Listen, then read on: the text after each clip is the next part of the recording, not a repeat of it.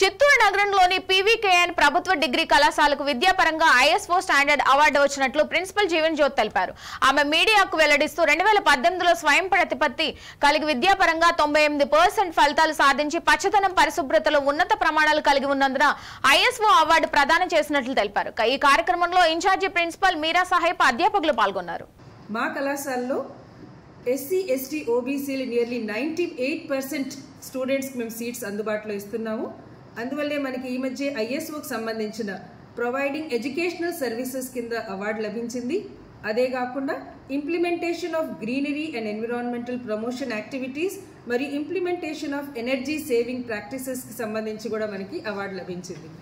College ప్రత్యేకత ఏంటంటే 2017లో నాక్ అక్రిడేట్ ఏ గ్రేడ్తో 3.02 CGPA సైకిల్ 3లో మాకు లభించింది.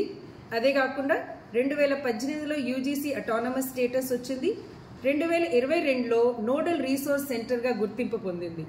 అదే కాకుండా 2024లో మళ్ళీ మేము నాక్ అక్రిడేషన్కి వెళ్తున్నాము. పీవీకేఎన్ కాలేజీకి సంబంధించిన ల్యాబ్స్ అయితేనేమి, మిగతా ఫెసిలిటీస్ అయితేనేమి మెండుగా ఉన్నాయి.